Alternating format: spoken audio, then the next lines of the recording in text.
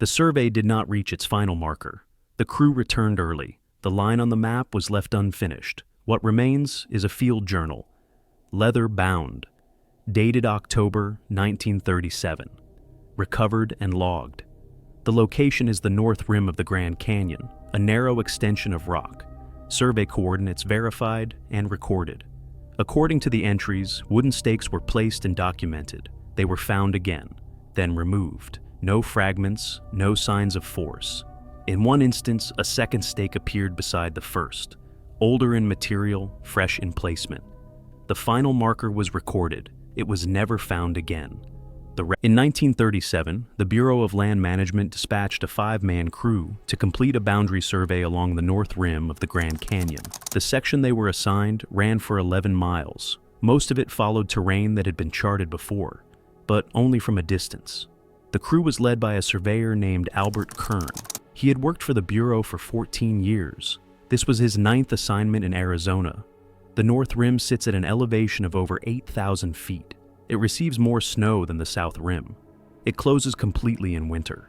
In 1937, there were no paved roads leading to the survey area. The nearest settlement was Fredonia, 40 miles to the north. The crew traveled by truck as far as the logging roads allowed. After that, they used mules. The terrain along the North Rim is heavily forested. Ponderosa pine, white fir, aspen groves in the low pockets. The ground is uneven. There are sinkholes, limestone shelves, sudden drops that appear without warning. The edge of the canyon itself is not a clean line. It fractures into side canyons and promontories that jut out over nothing. Some of these points are stable, others are not. Kern's crew carried standard surveying equipment, theodolites, chains, wooden stakes, a transit compass. They also carried enough supplies for 3 weeks. The work was slow. Each marker had to be placed according to coordinates provided by the regional office. The coordinates were based on older maps, some of which had errors. Kern's job was to correct those errors. The crew made camp at a clearing 2 miles from the rim. There was a seasonal spring nearby. The forest was quiet. According to later reports, the crew experienced no difficulties during the first week. They placed 19 markers. All of them matched the expected intervals. By the second week, the survey line began to angle closer to the canyon edge. The trees thinned out. The ground turned rocky. Kern noted in his field journal that visibility improved, but so did the wind. He wrote that standing near the rim required caution. The drop was over 1,000 feet in some places. On the 10th day, the crew reached a section where the survey line ran directly along a narrow peninsula of rock. The peninsula extended roughly 300 feet from the main rim. It was 20 feet wide at the base. It tapered to less than 10 feet at the tip. Kern described it as stable, but exposed. The coordinates called for a marker to be placed at the far end of the peninsula. Kern walked it alone first. He returned and told the crew it was safe. 2 men stayed back with the equipment. Kern and the other 2 surveyors carried a single wooden stake and a mallet to the end. The stake was driven in without issue. Kern recorded the placement in his journal. He included the exact coordinates, the time, and a note about the wind direction. He also wrote something else. He wrote that the survey line, as drawn on the map, continued past the marker, but there was no ground beyond the marker, only air. The map showed the line extending another quarter mile. Kern assumed it was a drafting error. He made a note to report it when they returned. The crew moved back to camp. The following entries are taken from Albert Kern's field journal. The journal was recovered in 1938. It is currently stored in the Bureau of Land Management archives in Phoenix. October 18, 1937, 6:40 a.m., weather clear. Temperature approximately 38 degrees at camp. Crew is preparing to move southeast along the rim today. We are placing markers at intervals of 400 feet as instructed. Ground is stable. Equipment is functioning normally. We should complete this section by midday. No issues to report. October 19, 1937, 7:15 a.m. Returned to the peninsula marker this morning to verify coordinates. Found the stake exactly where we left it. But there was a second stake beside it. Same type, same dimensions. Driven into the rock about 3 feet to the left of ours. None of the crew placed it. I asked each man individually. All of them denied it. The second stake was not there yesterday. I am certain of that. I inspected it closely.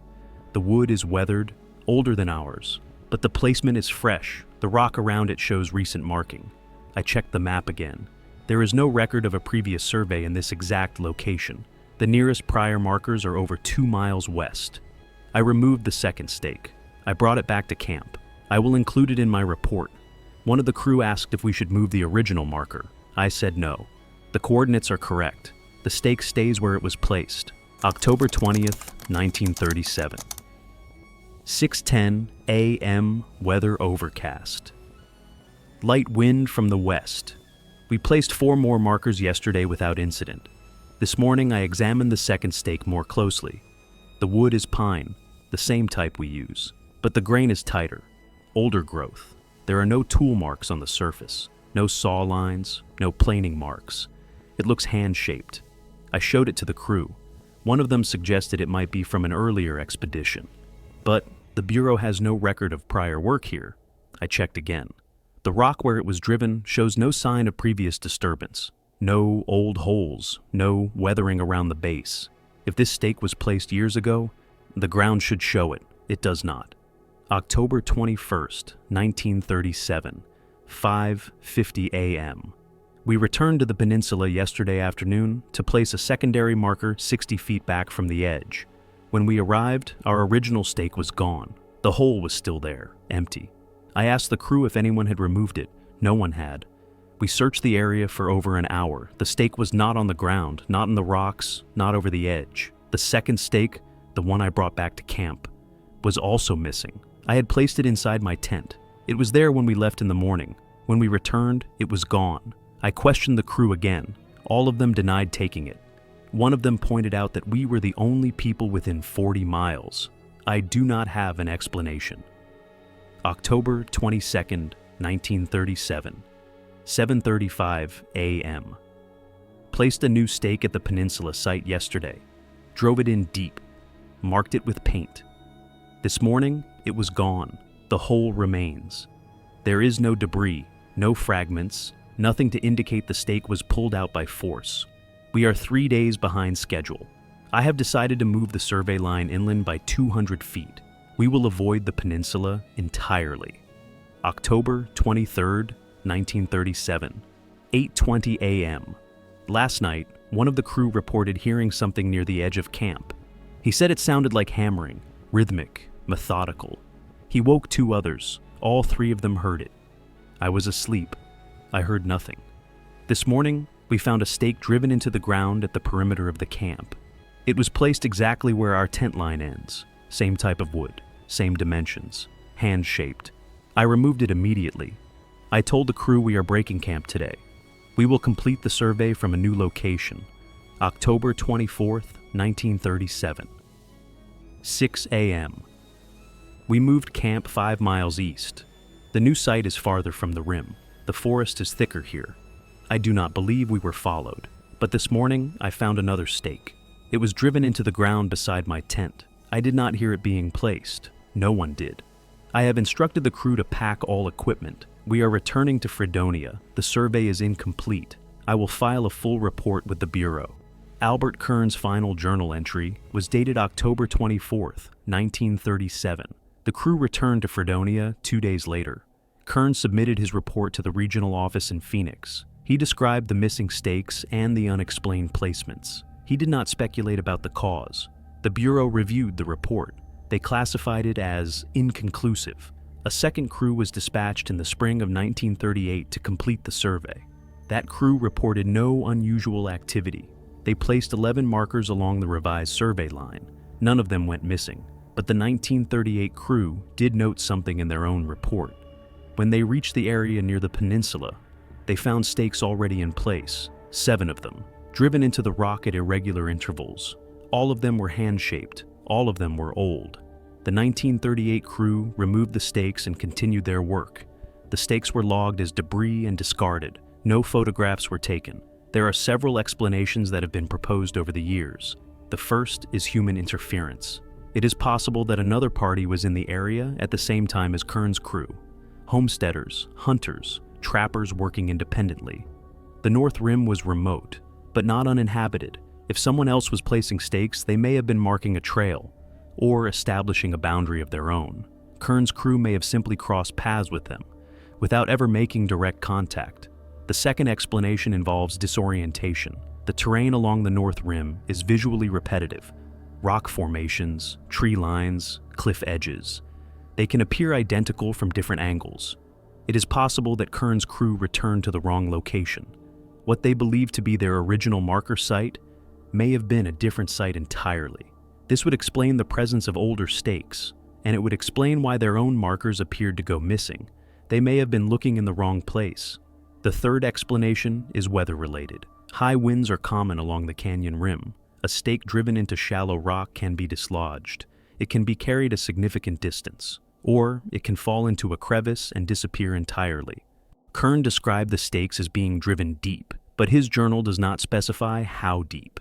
If the rock was fractured beneath the surface, the stakes may not have been as secure as he believed. The fourth explanation involves psychological factors. Kern's crew was isolated for nearly 3 weeks. They were working in a high-stress environment. Fatigue, repetition, exposure to wind and altitude. All of these can affect perception. It is possible that the crew experienced shared confusion. What one man reported, the others confirmed. Not out of dishonesty, but because they were primed to see patterns where none existed. The sound of hammering reported on October 23rd could have been wind, or shifting rock, or an animal moving through the underbrush. In the absence of a clear source, the mind assigns meaning. These explanations are reasonable. They account for most of what Kern described, but they do not account for everything. The 1938 crew found 7 stakes already in place. They were located near the peninsula where Kern's crew had worked. If those stakes were from an earlier, unrecorded survey, there should be documentation. There is none. If they were placed by a homesteader or trapper, there should be other evidence of activity in the area: trails, campsites, tool marks. The 1938 crew reported none. The stakes themselves were described as hand-shaped. This suggests they were made without modern tools, but in 1937, the Bureau was still using machine-cut lumber for survey markers. The practice of hand-shaping stakes had been phased out decades earlier.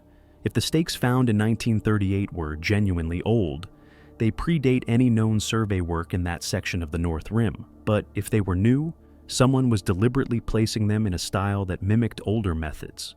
The question is not whether the stakes existed. They did. The 1938 crew logged them. The question is who placed them and why.